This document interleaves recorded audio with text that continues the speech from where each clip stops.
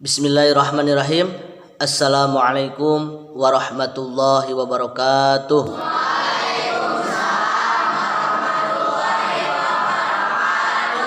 Selamat pagi anak-anak.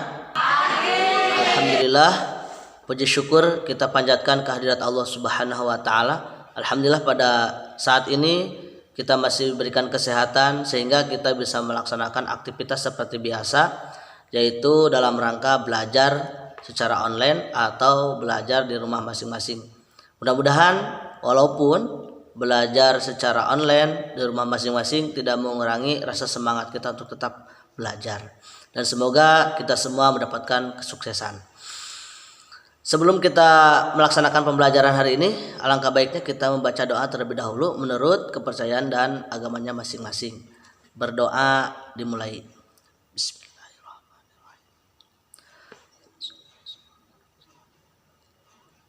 Alhamdulillah, baik para peserta didik yang saya cintai dan yang sangat saya banggakan.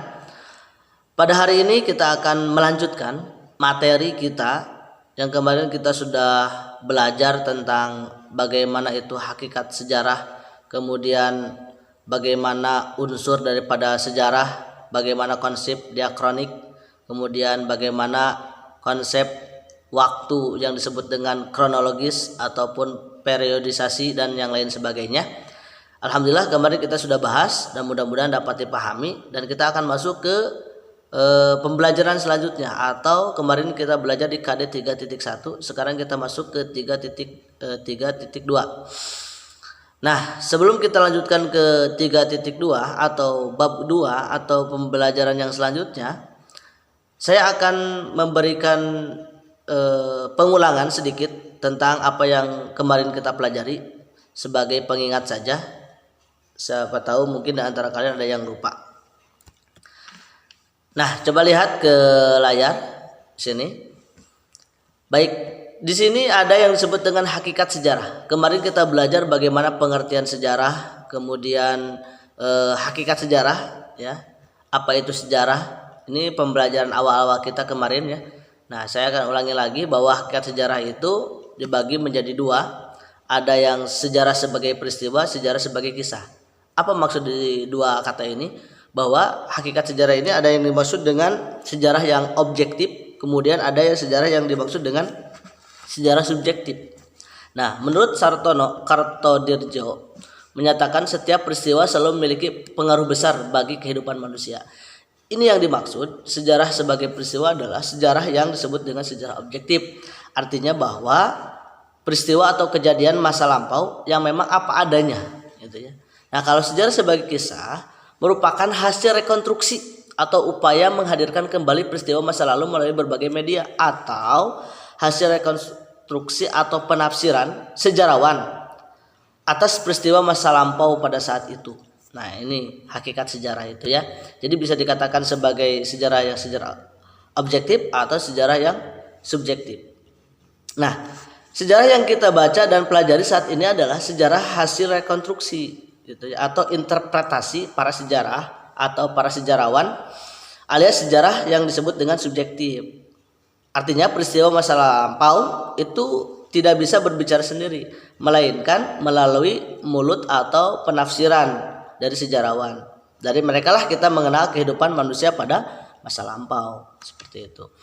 Kemudian selanjutnya, nah, bagaimana kedudukan manusia dalam sejarah? Nah, manusia itu sangat berperan penting dalam sebuah sejarah ini. Nah, maka disebutkan bahwa manusia bisa menjadi sebagai objek sejarah, manusia juga bisa sebagai subjek sejarah. Artinya apa? Bahwa manusia merupakan aktor sentral dalam kejadian sejarah. Jadi sejarah adalah kisah tentang manusia dalam kaitannya dengan ruang dan waktu. Jadi yang dimaksud sejarah di sini kita akan berbicara tentang manusia, kehidupan manusia, gitu ya. Maka manusia ini menjadi objeknya yang kita bicarakan. Kadangkala bahwa manusia ini kedudukannya bisa menjadi subjek. Artinya bahwa manusia ini berkontribusi dalam penelitian dan penulisan sejarah. Kisah sejarah tidak mungkin hadir tanpa adanya manusia yang meneliti peristiwa tersebut. Nah, maka manusia sebagai objek artinya dia yang sendiri yang dibicarakan, kemudian manusia itu yang membicarakan, gitu ya, untuk kejadian sebuah sejarah. Nah, sekarang kita masuk konsep ruang dan waktu dalam sejarah. Ini udah ya, kemarin ini hanya pengulangan saja agar tidak lupa kembali. Nah, kita akan mengulas bagaimana konsep ruang dan waktu gitu ya. Jadi, dalam sejarah itu perlu adanya ruang dan waktu. Ruang ini tempat ya, tempat kejadian sebuah sejarah, dan waktu. Nah, ini yang paling penting juga, tidak kalah pentingnya waktu ini. Sehingga sejarah itu menjadi peristiwa yang khas dan unik. Karena sejarah akan selalu terbatas pada tempat dan waktu tertentu. Oke, next. Nah, ini konsep waktu dalam sejarah. Menandai sebuah peristiwa bersifat unik, kemudian yang kedua menerangkan kapan terjadi sebuah peristiwa. Gitu ya. Pasti memerlukan waktu. Menjadi pembeda antara sejarah dan mitos, gitu ya. Beda, kalau sejarah itu pasti ada ruang dan waktu. Kapan terjadinya, kemudian di mana terjadinya. Maka disebutlah sebuah peristiwa sejarah. Kalau mitos kan tidak ada ruang dan waktu. Kemudian menandai kondisi suatu zaman. Nah, kehidupan manusia dalam dimensi waktu. Konsep waktu menjadi kunci dalam memahami dinamika kehidupan manusia. Nah, menurut Kunto Wijoyo, konsep waktu dalam sejarah dibagi menjadi 4 unsur. Ada yang disebut dengan perkembangan, kemudian ada perubahan, ada pengulangan, ada kesinambungan. Nah, 4 unsur ini adalah sebuah unsur yang memang menjadi sebuah konsep dalam waktu sejarah. Nah, perkembangan, misal kita ambil contoh, perubahan kehidupan manusia dari masa berburu dan meramu berubah ke arah masa bercocok tanam, dan berubah lagi menjadi masa perundagian dan seterusnya. Nah, perubahan suatu masa ke masa itu menunjukkan adanya perkembangan. Nah, ini yang disebut dengan perkembangan. Jadi ada waktu perkembangan gitu ya. Kemudian kalau kesinambungan, nah ini kesinambungan. Nah, kesinambungan sejarah mengkaji bagaimana masyarakat baru mewarisi lembaga-lembaga atau praktik-praktik lama sehingga terjadi kesinambungan atau yang disebut dengan kontinuitas. Sebagai contoh misalnya kebijakan pemerintah kolonial Belanda pada saat itu waktu penjajahan Indonesia menarik pajak dari daerah-daerah kekuasaannya, hanyalah meniru perilaku dan kebiasaan raja-raja pribumi. Itu yang disebut dengan berkesinambungan. Kemudian yang ketiga ada yang disebut dengan pengulangan. Misalkan bisa ambil contoh kolonialisme, para pemilik modal dari negara-negara barat berlomba-lomba datang ke Indonesia pada saat penjajahan dulu. Seperti Belanda misalkan dengan POC-nya dan Inggris dengan EIC-nya. Mereka datang dengan tujuan yang sama, yaitu berdagang, mencari rempah-rempah, kemudian mencari pasar bagi barang-barang hasil industrinya. Nah, saat ini kita masih dapat menyaksikan para kapitalis barat kembali datang ke Indonesia untuk melakukan kerjasama dalam bidang ekonomi seperti membuka industri, terlibat dalam kegiatan perdagangan dan lain-lainnya. Nah, itu yang disebut dengan pengulangan, gitu ya. Jadi ada sesuatu yang diulang. Nah, kemudian ada yang disebut dengan perubahan. Nah, dalam hal perubahan, sejarah mengkaji masyarakat yang mengalami pergeseran mirip dengan perkembangan, namun di sisi lain pergeserannya itu terjadi besar-besaran dan dalam waktu yang relatif singkat. Nah, misalkan bisa ambil contoh, misalkan perubahan dari luar adalah misalnya pindahnya pusat kerajaan Mataram kuno dari Jawa Tengah ke Jawa Timur yang diakibatkan oleh letusan dahsyat Gunung Merapi yang menghancurkan pusat kerajaan Mataram kuno. Nah, itu yang disebut dengan perubahan. Nah, kalian bisa cari penjelasan selengkap-lengkapnya terkait keempat unsur tersebut ya. Perubahan, perkembangan, pengulangan, kesinambungan supaya lebih jelas lagi. Next, selanjutnya. Nah, ini contoh ya, contoh perubahan dan berkelanjutan dalam sejarah. Kita skip saja. Nah, ini yang kemarin kita bahas konsep kronologis gitu ya. Mungkin kalian masih ingat apa itu yang disebut dengan kronologis. Ini contoh ini. Nah, ini contoh kronologis. Contoh sebuah konsep disebut kronologis seperti ini. Jadi kronologis itu adalah urutan waktu terjadinya suatu peristiwa sejarah. Nah, ada kronologisnya. Kemarin sudah kita bahas ya. Nah, itu yang disebut dengan konsep kronologis. Nah, di sini sudah ada, berarti urutan waktu, gitu ya.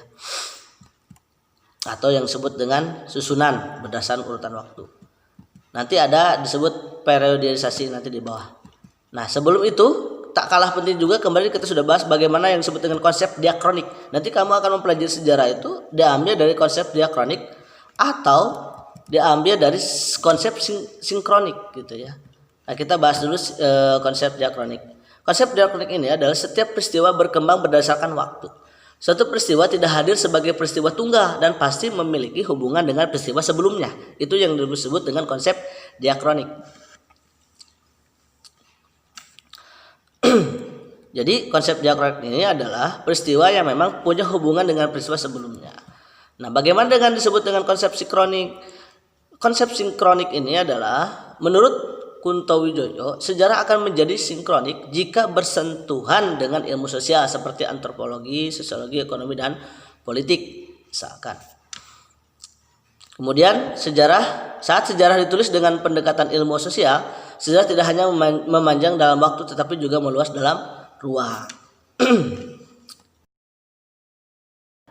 Konsep sinkronik ini menyebabkan karya sejarah semakin kaya karena sejarah menurut konsep sinkronik ini ada kolaborasi atau bisa bersentuhan ketika disentuhkan dengan ilmu-ilmu yang lain, disiplin ilmu yang lainnya. Nah, ada juga yang disebut dengan konsep kausalitas. Ini memang sangat penting sekali. Dalam ilmu hukum juga ada. Konsep kausalitas itu adalah sebab akibat, gitu ya. Konsep kausalitas adalah sebab akibat.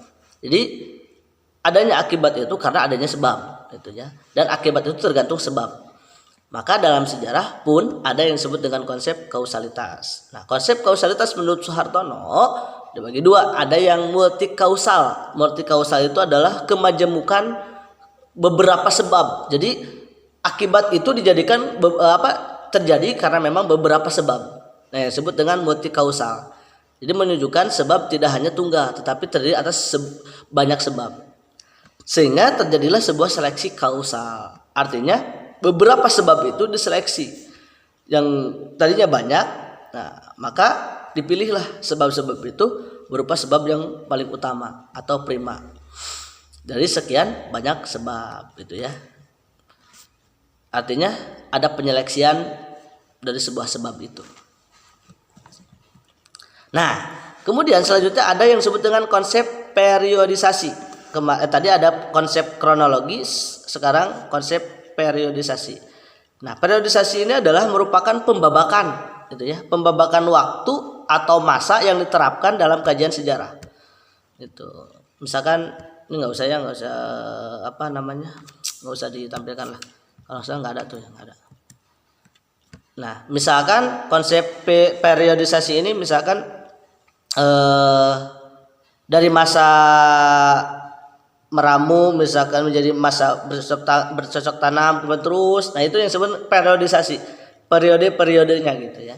Kalau kronologis itu urutan sejarahnya. Kalau periodisasi itu pembabakan, ada beberapa babak, gitu, ada beberapa periode. Nah, itu yang disebut dengan periodisasi, sehingga memudahkan untuk memahami peristiwa sejarah. Jadi ketika kita menggunakan masa ini, kita akan mudah, gitu. Seperti Indonesia aja, misalkan ada masa ketika orde lama, kemudian orde baru, reformasi, kan gitu. Itu masa-masa pembabakan.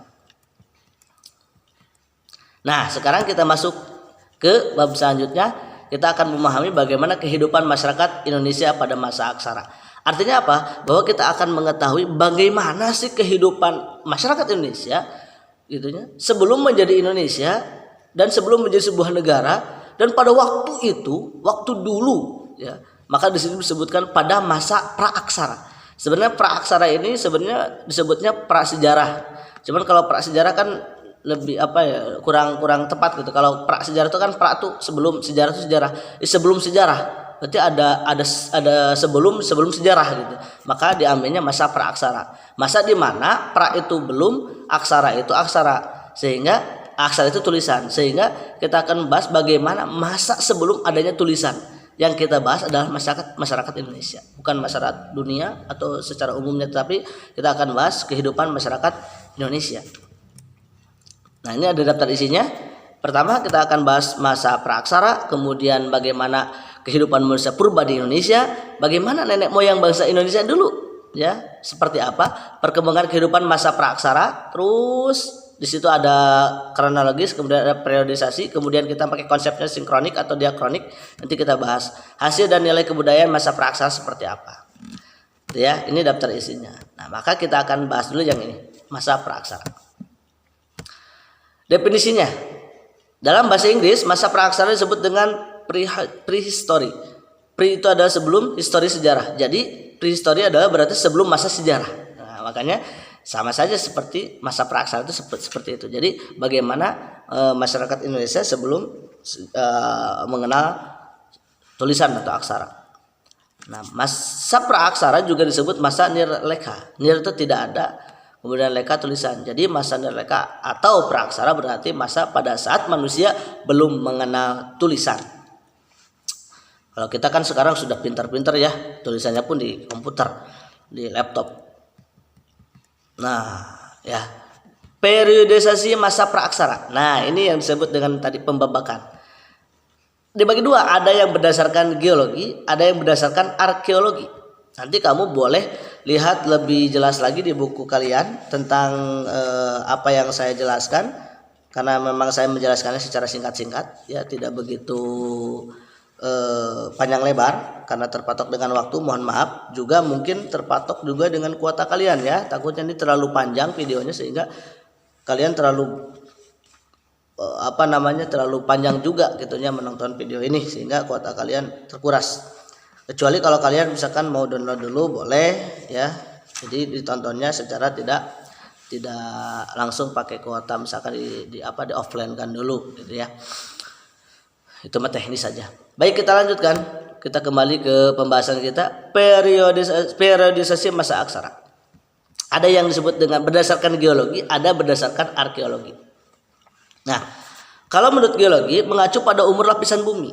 Jadi pada saat itu ya, perkembangan bumi dan munculnya makhluk hidup, kalau kita lihat sejarahnya, itu salah satu diambil teorinya itu tentang teori Big Bang kalau nggak salah ya, Big Bang. Jadi pada saat itu bahwa ada sebuah ledakan dahsyat dan dentuman besar yang terjadi sekitar 13,7 miliar juta tahun lalu. Masya Allah. Ledakan tunggal ini melontarkan partikel padat dalam jumlah sangat besar ke segala penjuru alam semesta. Nah, partikel-partikel ini kemudian mengisi alam semesta ini dalam bentuk bintang, planet, debu kosmis, asteroid, meteor, energi, dan lain-lainnya. Ringkasnya membentuk sebuah tata surya. Nah, sebagai hasil dari lontaran dahsyat itu, bumi awalnya berbentuk gumpalan gas yang panas gitu katanya, dan terus-menerus berputar, semakin lama semakin mendingin dan akhirnya berbentuk seperti bola-bola padat. Proses ini telah berjalan cukup panjang, kurang lebih 2,5 miliar tahun hingga mencapai keadaan seperti sekarang. Nah,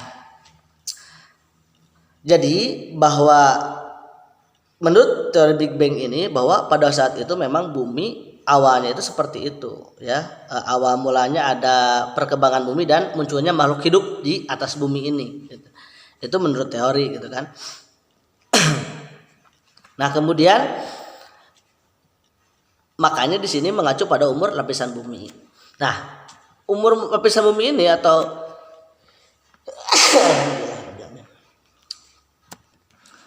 nah, berdasarkan geologi ini, maka ada dibagi periodisasi masanya ke beberapa zaman. Ada zaman yang disebut dengan Arkeozoikum atau yang disebut dengan zaman Azoikum. Nah, kemudian ada yang disebut zaman Paleozoikum. Yang ketiga kemudian ada masa Mesozoikum, dan yang keempat ada masa Neozoikum atau Kenozoikum.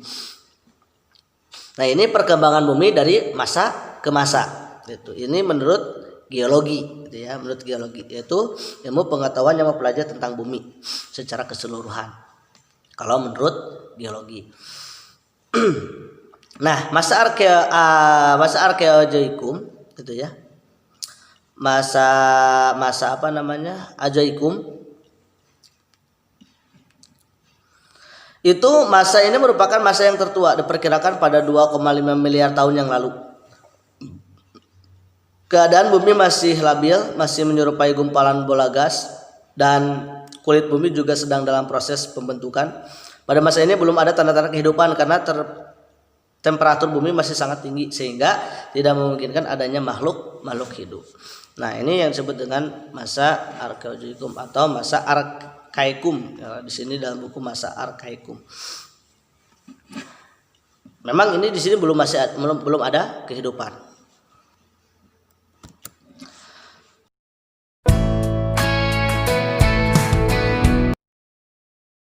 Selanjutnya ada yang disebut dengan zaman Paleozoikum.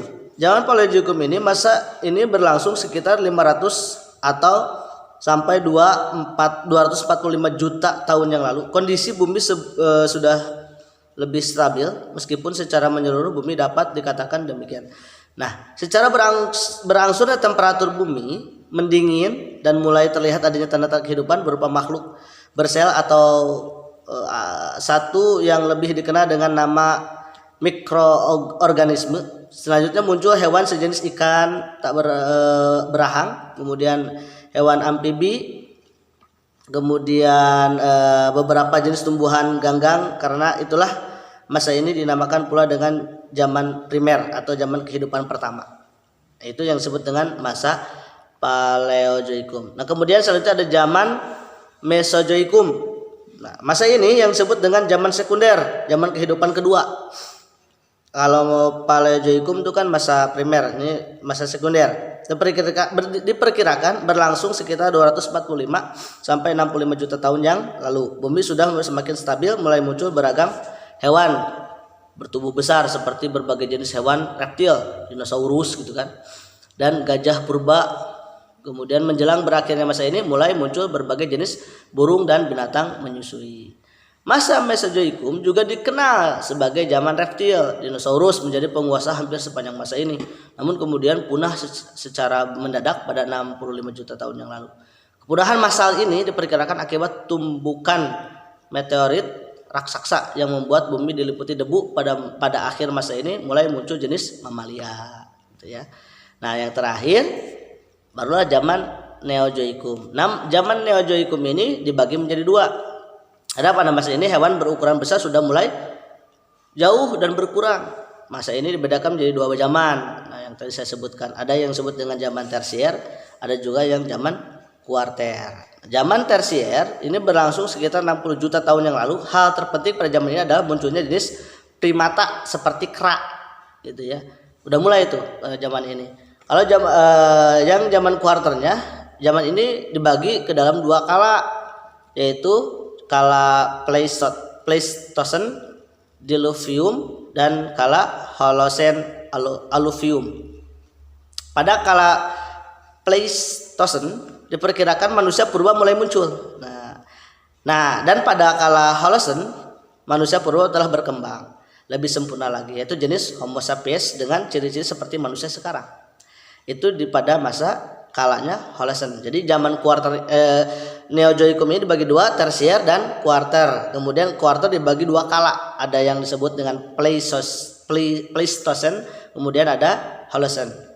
Nah, kala Pleistocene yang berlangsung antara 3 juta sampai 10.000 tahun yang lalu.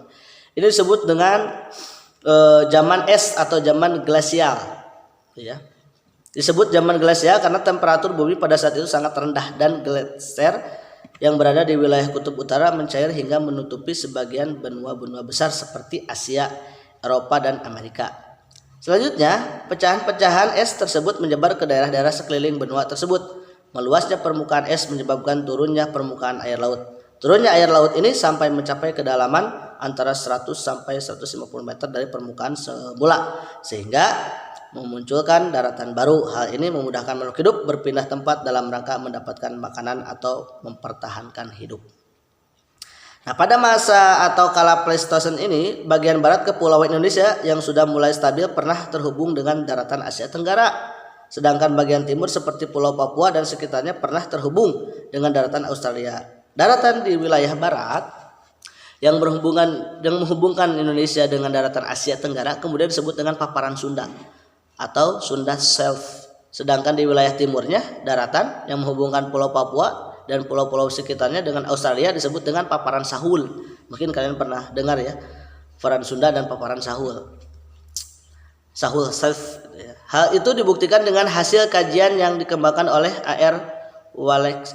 Walex yang menyelidiki tentang persebaran fauna di kepulauan Indonesia. Fauna yang terdapat di daerah paparan Sunda, yaitu daerah-daerah Jawa, Sumatera, dan Kalimantan, mempunyai kesamaan dengan fauna yang terdapat di daratan Asia. Nah, itu yang disebut dengan masa zaman Neozoikum berdasarkan geologi atau ilmu yang mempelajari tentang bumi. Nah, bagaimana periodisasi masa praaksara berdasarkan arkeologi? Yaitu mengacu pada teknologi purba hasil temuan penelitian arkeolog. Gitu ya. Nah, kemudian di dalam arkeologi ini ada yang disebut dengan zaman Paleolitikum, zaman Mesolitikum, zaman Neolitikum, zaman Megalitikum, dan zaman logam. Gitu ya. Itu yang disebut dengan berdasarkan arkeologi. Nah, kamu bisa cari penjelasan ataupun pengertian ataupun juga disebut definisi-definisi dari zaman-zaman yang disebutkan berdasarkan arkeologi. Itu ada di buku kalian, tinggal kamu baca. Dan apabila ada yang kurang dipahami boleh nanti tulis di kolom komentar seperti biasa, kalian boleh tanyakan ya. Nah, selanjutnya kita masuk ke manusia purba. Nah, ini ada lokasi penemuan manusia purba di Indonesia. Nah, ini sudah saya sebutkan, ada di Sanghyar, Wajak, Trinil, kemudian Flores. Wilayah Indonesia diperkirakan menjadi tempat hunian manusia purba. Beberapa daerah di Indonesia yang menjadi tempat hunian manusia purba antara lain, nah, ada Sangiran di sini, kemudian Trinil, Wajak, dan Flores. Ini ada kurang lebih ada 4 tempat manusia purba di Indonesia. Jadi Indonesia juga pada saat itu memang sudah terdapat manusia purba. Nah, di sini ada jenis-jenis manusia purba di Indonesia.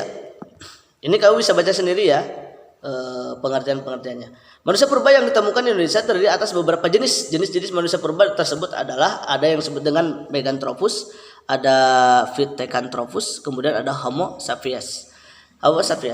Nah, hal-hal ini memang mungkin sudah tidak asing lagi di benak kalian, karena mungkin kamu juga pernah mempelajari bagaimana jenis-jenis manusia purba di Indonesia. Bahkan biasanya suka menjadi sebuah perkataan-perkataan lelucon ya bagi kita semua. Kamu jenis manusia purba apa sih? Gitu ya.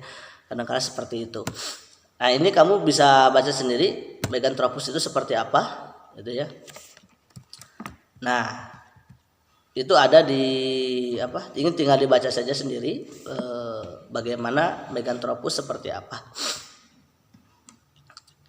Kemudian ada yang disebutkan Pithecanthropus. Nah, ya. Kemudian terakhir ada Homo sapiens. Nah, ini sapiens.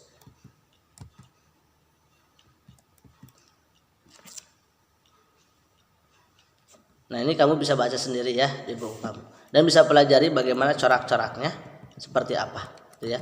Inilah yang ditemukan oleh sejarawan pada saat itu di Indonesia, ternyata memang ada manusia purba. Homo banyak sih ya jenis-jenisnya. Nah, kita masuk ke nenek moyang bangsa Indonesia. Ada beberapa teori. Nih, saya udah buka dulu. 4 teori yang menjelaskan tentang asal usul nenek moyang bangsa Indonesia.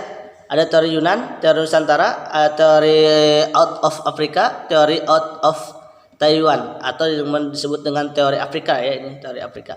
Nenek moyang bangsa Indonesia juga dapat dijelaskan dengan migrasi ras Melanesia, ras Negroid, dan Austronesia atau ras Mongoloid. Bangsa-bangsa yang berimigrasi ke wilayah kepulauan Nusantara yaitu ada bangsa Melanesia, bangsa Proto-Melayu, ada bangsa Deutero-Melayu. Nah, ini di situ ada di buku kamu ada yang disebut dengan teori Afrika, kemudian ada teori Yunan, nah teori Nusantara. Nah, yang menjadi pertanyaan ketika menjelaskan tentang Indonesia, teori yang mana yang dipakai oleh Indonesia? Itu ya. Yang lebih condong gitu, apakah teori Afrika, apakah teori Yunan, atau teori-teori yang lain, gitu ya. Kamu bisa lihat sendiri Indonesia itu lebih cenderung memakai teori yang mana, gitu kan. Nah, ini bisa dibaca sendiri juga ya, teori Nusantara bisa dibaca sendiri, teori Afrika atau teori Afrika.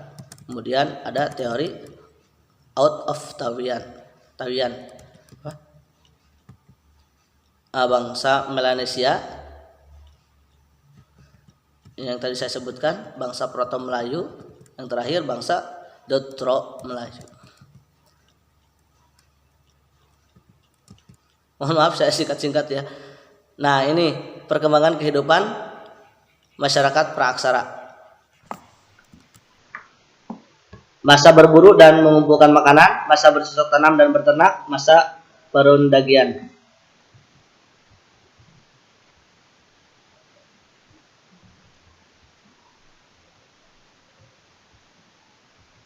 Nah, ini masa bercocok tanam atau berternak.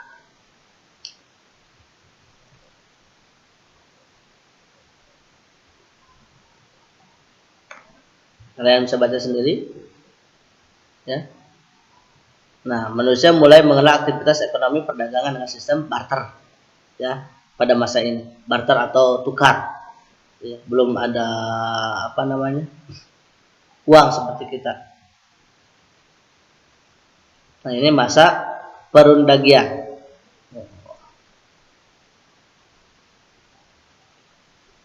Ini pada masa aksara ya, pada masa aksara.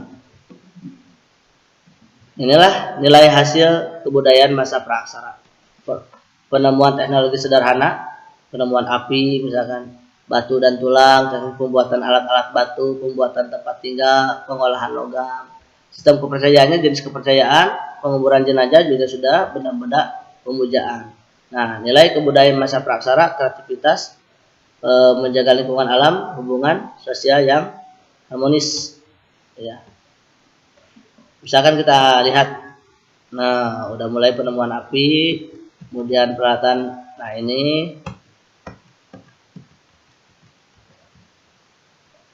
kemudian teknik pembuatan alat-alat batu, kemudian pembuatan tempat tinggal, ya sudah ada tuh. Mereka sudah mengenal pengolahan logam juga sama. Jenis-jenis kepercayaannya ini, ya. Animisme, dinamisme, totemisme. Ini perbedaannya apa? Kamu bisa lihat kepercayaan bahwa roh nenek moyang akan selalu mengawasi dan melindungi mereka. Kalau dinamisme, percayaan bahwa benda-benda tertentu seperti batu dan pohon besar mempunyai kekuatan gaib. Ya. Kemudian totemisme, kepercayaan terhadap binatang-binatang tertentu sebagai lambang nenek moyang. Gitu ya. Nah, ini jenis-jenis kepercayaan pada saat itu. Ada 3 ya. Kemudian penguburan jenazah juga sudah mulai. Penguburan primer atau penguburan langsung. Ya. Penguburan sekunder atau penguburan tidak langsung. Ini bisa kamu baca sendiri, di buku juga lengkap sudah ada. Selain melakukan berbagai ritual atau pemujaan terhadap roh nenek moyang, masyarakat mengenal sistem penguburan bagi orang meninggal. Sistem penguburan pada masa ini yaitu penguburan primer dan sekunder. Primer itu adalah langsung, sekunder penguburan tidak langsung. Benda-benda pemujaan ini kalau sekarang tuh tempat beribadah gitu ya.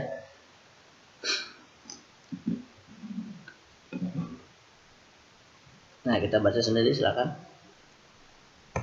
Nah, kreativitasnya. Oh, mereka juga memiliki kreativitas. Nah, jadi kreativitas ini berkaitan dengan kemampuan manusia pada masa praaksara menciptakan teknologi sederhana. Belum ada WA, YouTube ya belum ada pada saat itu. Nah, menjaga lingkungan alam, mereka pun sudah mengerti bagaimana kebutuhan manusia sangat tergantung dengan alam. Oleh karena itu mereka cenderung turut menjaga lingkungan alam. Karena apapun makanan dan kehidupan mereka itu tergantung pada alam. Sehingga mereka itu turut juga untuk melindungi alam. Dan mereka itu memang makanannya alami gitu ya. Pada saat itu mereka tuh kuat-kuat dan memang jarang penyakit-penyakit berat seperti sekarang. Sekarang kan makanan banyak kimianya. Kalau dulu tuh makanan-makanan yang memang alami. Gitu. Kita pun sekarang bisa sebenarnya makan makanan yang alami. Hubungan sosial yang harmonis. Masyarakat pada masa praaksara hidup secara berkelompok di gua-gua. Kondisi tersebut mendorong munculnya hubungan sosial dalam masyarakat. Oke, itu untuk bab kedua ya. pembahasan bagaimana proses masa praaksara, kemudian nenek moyang kita, kemudian sampai hasil-hasil kebudayaan daripada masa praaksara. Seperti itu. Mohon maaf atas segala kekurangan dan kesalahan, dan sekali lagi apabila yang belum mengerti boleh ditanyakan di kolom komentar, dan juga apabila ada yang kurang boleh kamu tambahkan di buku ataupun kamu cari di sumber-sumber yang lain sehingga kamu dapat memahami apa yang saya jelaskan, ataupun ada hal-hal yang belum jelas boleh ditanyakan di kolom komentar. Terima kasih atas pertemuan hari ini. Mohon maaf atas segala kekurangan sekali lagi, dan saya ucapkan terima kasih atas kerjasamanya. Jangan lupa sering baca buku, karena sejarah ini memang harus sering baca buku dan tidak boleh balas membaca buku. Di situ banyak sekali ilmu-ilmu yang kamu akan dapatkan di materi sejarah ini, dan ini akan terus berkesinambungan seperti tadi ya. Terus kita membicarakan Indonesia ya, kita membicarakan Indonesia terus sampai Indonesia menuju masa masa proklamasi masa reformasi. Sampai nanti kelas 12 kalian akan belajar terus-menerus tentang sejarah, sehingga kalian akan mengetahui bagaimana Indonesia ini dimulai pada masa purba, manusia purba sampai saat ini, sampai 2020 kita akan menyaksikan terus bagaimana perkembangan Negara Kesatuan Republik Indonesia. Terima kasih, salam sukses untuk kita semua. Wassalamualaikum warahmatullahi wabarakatuh.